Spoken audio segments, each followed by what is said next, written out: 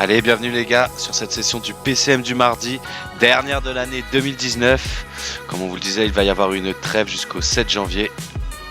Et aujourd'hui, place aux Ardennes, avec notamment donc aujourd'hui l'Amstel Gold Race et la Flèche Wallonne. Alors qu'on peut voir ici un profil de l'étape très escarpé qui risque de faire extrêmement mal aux jambes avec déjà des premiers passages ici qu'on voit très fort. Ensuite ici voilà, il y a beaucoup d'enchaînements mais des cols on va dire assez moyens, plutôt dans des 4, 5, maximum des fois 6-7%. À la fin vous avez bien sûr le Kuttenberg. Et vous voyez là au milieu, à partir d'environ 60 km de l'arrivée, ça va sérieusement se corser. On peut constater qu'il y a un petit peu de vent aujourd'hui. Alors qu'on peut voir donc qu'il y a déjà une échappée qui s'est formée. Alors on a vu la semaine dernière au Tour de Turquie qu'une échappée est arrivée au bout, comme quoi tout est possible. Et là donc on voit Oreska qui a décidé de placer deux coureurs à lui, avec donc notamment Iban Mayo qui est le petit jeune de l'espoir. Ça va être très compliqué quand même. Ouais, Tom Boonen, je crois qu'on n'en parle même pas. Alors que Captain Blind nous a repris l'équipe Katusha qui va disparaître la saison prochaine, remplacé par l'Israël Cycling Team qui nous a fait un recrutement aux petits oignons.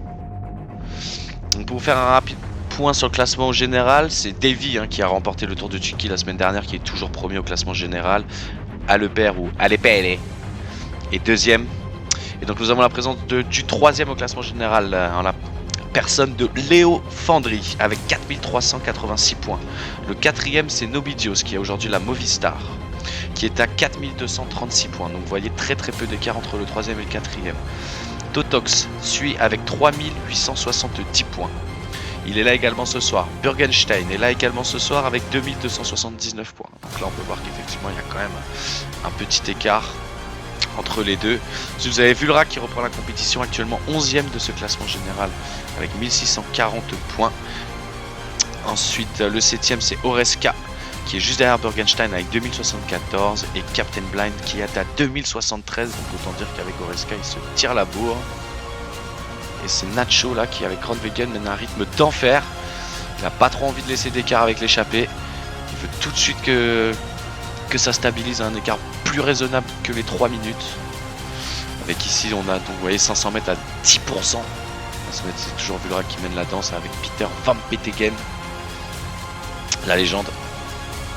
Belle petite tentative de Frabo qui part quand même avec le profil du couteau suisse que je vous présentais là juste à l'instant, avec le baroudeur. Et Juan Denis, le rouleur avec lui. Derrière, vous voyez toujours Van Petegem. Van Petegem, il va bien dormir ce soir. On a maintenant un regroupement en tête. Ça y est, là, ça s'est regroupé. C'est normal, on ne pouvait plus vraiment rouler avec Iban Mayo qui était fatigué, qui était dans le départ, et Nobidios aussi. On a attendu logiquement le groupe de Frabo. Et maintenant, on a 8 hommes en tête, avec 1 minute 30. Donc là l'écart augmente gentiment. Captain Blind, vous voyez, ça collabore devant, franchement ça collabore devant avec Frabo, Nobidios, Captain Blind, il y a Oreska qui a toujours Iban Mayo et toujours ce Ozian. Toujours 2 minutes d'écart à 80 km de l'arrivée. Alors qu'on a un passage ici, le Kreuzberg à 10% et c'est Léo, voilà Léo qui monte le bout de son nez. On l'a dit, il s'est bien placé depuis le départ, il s'est un petit peu fait oublier.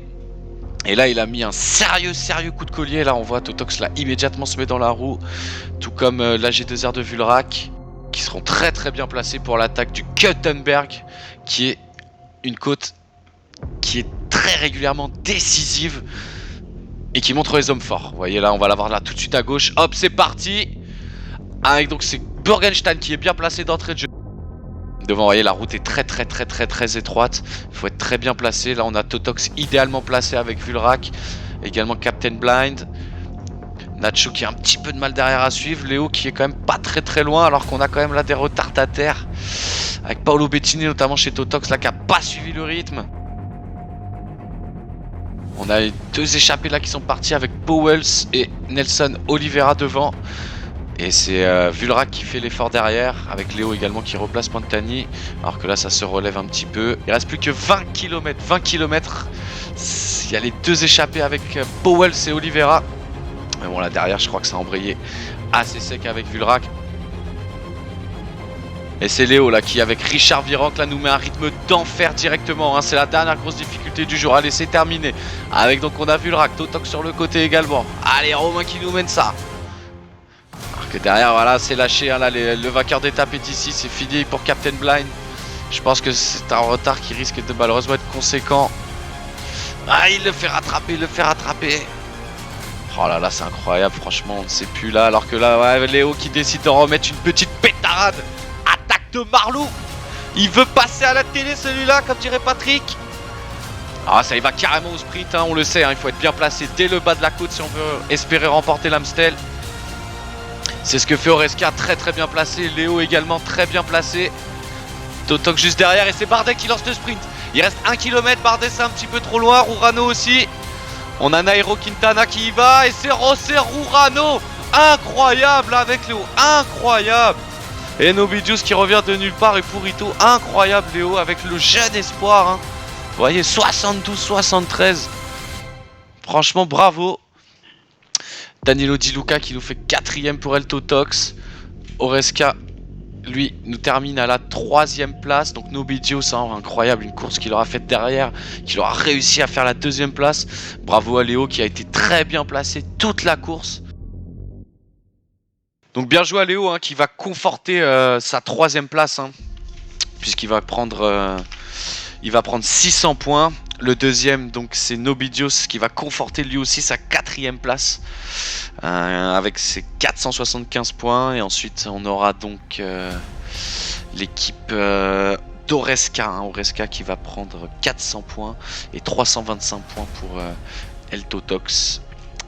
Et Vulra qui va nous prendre 275. Donc là les grands perdants pour la course en tête, clairement c'est Totox, hein, qui est le grand perdant là pour l'instant de cette étape, qui se fait un petit peu distancer par le 3ème et le 4ème. Oreska qui depuis la semaine dernière continue gentiment de rattraper son retard. Rabo qui était présent dans l'échappée et qui a tenté, qui finalement à un moment donné s'est fait décramponner, hein, tout comme Burgenstein, et qui du coup ne sont pas du tout dans le coup sur la fin. C'est dommage, ils vont se faire un petit peu distancer par Oreska.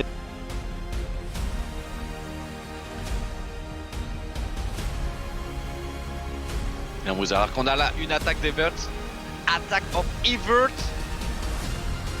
Donc on a un regroupement de 3 hommes en tête avec Captain Blind qui nous avait placé 2 hommes dans l'échappée tout à l'heure, qui étaient Guerrero et Nils Politt. Et rebelote, il nous a remis Guerrero et Nils Politt dans l'échappée, c'est très bien joué à lui. Alors que derrière il y a des hommes qui tentent de s'en aller, notamment avec Toto, avec Van Petegem et Danilo Di Luca qui tentent de se faire la balle dans une partie où on ne l'attend pas. Il prend 30 secondes d'écart, Matteo derrière qui immédiatement accélère méchamment le rythme. Oreska bien calé dans la roue, Nacho qui replace également ses coureurs. Là c'est Matteo, hein, qui prend clairement en charge, il ne veut pas laisser partir Totox. Et c'est Frabo qui est sorti du chapeau. Ah, on veut plus prendre en charge là, Frabo sort du chapeau avec Mauric. Trentin qui sort également pour Matteo. Et derrière Nacho, alors là au compte-goutte tout le monde essaye de placer son coureur. Mais là de plus c'est un petit peu en chasse-patate, là il est tout seul, il y a déjà une 30 à combler. Alors que derrière Matteo place quelqu'un. Pour l'instant Nobidjus a personne dans l'échappée. Oreska, bon bah forcément. Vulrak également n'a personne dans l'échappée. Léo non plus. Alors voilà le mur de 8, vous voyez, donc ça pense là le pied, vous êtes déjà du. Et là vous êtes à 8%. 7, 8. Et là voilà, là ici on est dans la partie très très difficile qui attaque Nessen Tambour-Battant, vous voyez là 16%. Voilà, c'est ici que ça devrait se jouer tout à l'heure, avec la Romain Bardet qui mène la danse, Evert qui a ses 4 coureurs ici, Matteo sur le côté. Pour l'instant la personne trop s'affole, mais vous voyez quand même que rapidement on peut créer immédiatement des écarts. Il y a quand même des distances, vous voyez, il faudra être dans le bon wagon. Là c'est maintenant que ça va se décider, hein. Il reste 16 km. Et voir ce qui se passe derrière, là Léo, hein, qui décide d'être très bien placé, tout comme Matteo, Vulrak et Toto qui sont très bien placés, là Captain bien représenté.